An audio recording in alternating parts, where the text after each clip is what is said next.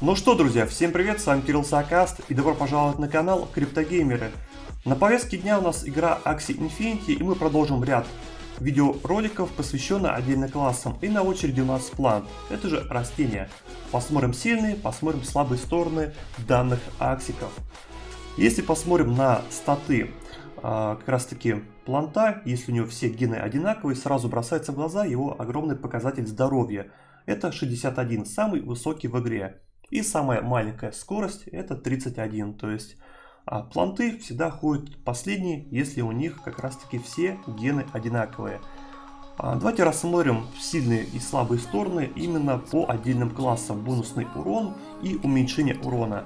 Как вы можете видеть, планты неплохо будут справляться с рыбами за счет того, что у них бонус к урону, и рыбы наносят минус 10% урона. Тем самым, кто играет рыбками, у них большая проблема именно в прохождении к плантам. То есть, потому что за счет их большого количества жизней, за счет того, что у них много карт на защиту и уменьшение урона. Кто играет бестами, с плантами справляется максимально просто, потому что у них бонусный урон, и сами по себе бесты хорошо справляются за счет большого количества именно комбо урона. Но это так, если рассматривать именно по простой механике. Давайте же посмотрим, в чем же основные приколы как раз таки плантов. Почему они используются как герои на передней линии. Это не только за счет того, что у них много здоровья, если брать какие-то классические варианты, не рассматривая топ-ладдера. У них много карт, которые дают хороший именно армор, по типу Памкина, который дает огромное количество армора, что позволяет им впитывать большое количество урона. Есть всякие комбинированные именно планты, которые выполняют несколько задач одновременно. Это впитывает урон, если у них остается, да, допустим, в чем еще приколы умения, просто будем отдельно рассматривать. Памкин. Огромный показатель защиты, но нет урона. Плюс этого умения, если посмотреть, то что когда у нас остается хоть одна единица шилда, то мы будем получать еще в конце раунда карту одну. То есть это получается еще добор дополнительно. Если каждый раунд мы получаем по 3 карты, с этим умением можно получить в одном раунде 4. Естественно, больше вариантов на различные комбинации, это, конечно, только плюс.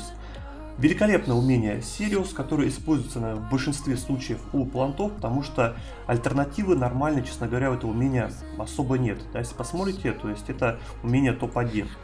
В чем же прикол этого умения? Это манипуляция взаимодействия с вражеской энергией. То есть мы можем своровать энергию одну у нашего оппонента. Тем самым какой-то комбо можно разрушить за счет того, что не будет хватать энергии.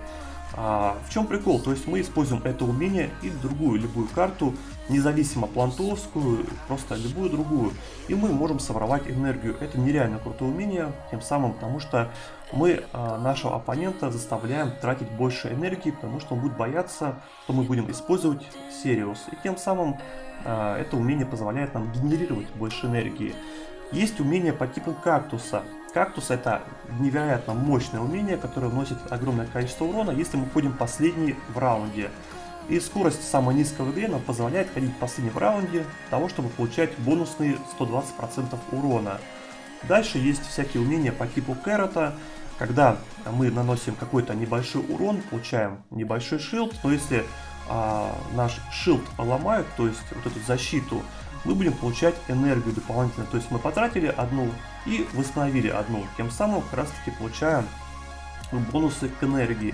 Это вот такой классический вариант. Здесь, конечно, может различные умения меняться. Давайте же посмотрим, какие могут умения меняться.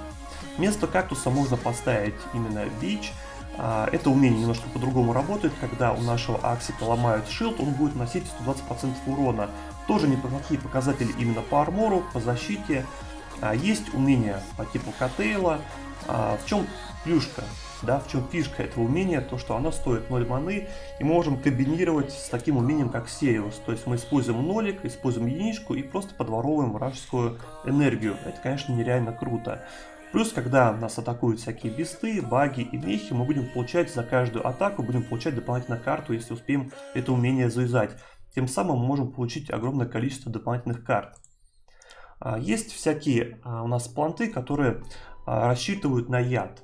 Яд в игре, если играть команды, которые используют большое количество яда, либо какие-то баги, либо рептилии, которые будут использовать хвосты с увеличением урона за негативные эффекты, то яд нам в этом будет помогать, потому что яд будет носить каждое использование какой-либо карты, он будет носить понемножку урона. Если яда много настакать, там на самом деле довольно-таки неплохо просаживаются вражеские аксики. Яды обычно используют команды, которые рассчитаны на долгую партию, то есть это не на быстрые раунды, там 5-6, это где-то на 8, 9, 10 и так далее. В чем фишка яда? То есть, когда нас атакуют, точнее, когда мы используем это умение, каждый раз, когда будет наш враг атаковать, он будет получать по стаку яда. То есть, если он атакует там 4 раза, соответственно, 4 стака он получит, и урон будет колоссальный уже. Дальше есть умение такое, как Росбат. Мы, получается, восстанавливаем себе ХП на 120. То есть, это поднимает нашу выживаемость, тем самым, если мы замазали кого-то ядом, помогает нашему аксику дольше жить, соответственно, больше яд будет носить урон за каждую карту, использованную в раунде. Такие сетапы это более уже продвинутые в плане того, что под них нужно собирать не классические какие-то варианты, а более интересные связки. Есть вот такие вот планты, у них чуть меньше будет здоровья, как видите, 59, за счет того, что к ним привит вражеская, точнее не вражеская, к таким плантам добавлен чужой ген, это ген бага, то есть это жуков. Умение довольно-таки тоже неплохое, как вы видите, здесь у такого уже планта у него почти нет урона, то есть если посмотрите, здесь 30 урона, здесь 70 урона и все. То есть такие планты особо не наносят какой-то урон, они просто нужны для других задач. Умение, в чем же, да, плюс такого умения, то что когда мы используем в комбо с любой карты планта это умение, мы будем получать еще одну энергию, то есть тут нолик, допустим, мы используем вот это умение, используем Сириус, и мы получаем 2 энергии, если, конечно, у нашего оппонента осталась энергия Сириуса. То есть это такой генератор энергии, да, по-другому не назовешь. Он, получается, будет впитывать какой-то урон и генерировать энергию. И наша команда должна уже как раз таки разносить вражеского оппонента. Есть вот такие вот тоже интересные варианты, которые используют Snail Shell. Много кто сталкивался с этим умением, понимают силу и неприятное взаимодействие от этой способности. Потому что когда мы будем разбивать барьер, то есть shield, защиту, да, не знаю, я тут по-разному всем называю, но чтобы вы понимали, это просто защита. Каждый раз, когда она будет ломаться, вражеский оппонент будет получать стан, это промах на 1 удар. То есть и такие бывают. Есть вот такие вот интересные варианты. Это получается лейка. Лейка как работает? Каждый раз, когда нас будут атаковать аквакартой, мы будем получать 1 единицу энергии. То есть если мы поймаем... допустим, если мы играем против рыб и поймали как раз таки, когда рыба будет атаковать, они атакуют в большинстве случаев акваскиллами, то есть если 4 атаки использует рыба, соответственно мы будем получать 4 энергии. Если используем 2 лейки, это будет 8 энергии, то есть это нереально колоссальный буст. Но это против только одних аксиков, да, то есть одних аксиков по типу аквакарт. В принципе, на этом все, друзья, как вы видите. В чем основная плюшка, да, и плюсы вообще плантов. Чуть не забыл, друзья, умение ходбат, да, и такие тоже бывают, то есть с хвоста.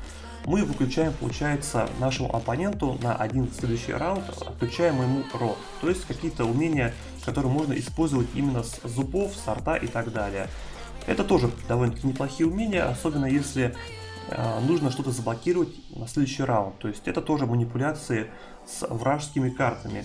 Поэтому планты выполняют несколько задач. Они либо дают энергию, либо могут наносить урон, либо защищаются. То есть у них большое количество задач, и за счет этого их используют на передней линии.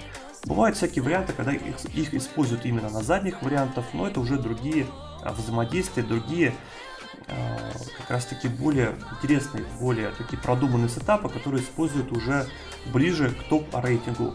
На этом все. Подписывайтесь на канал, ставьте палец вверх и, конечно же, всем удачи и пока-пока.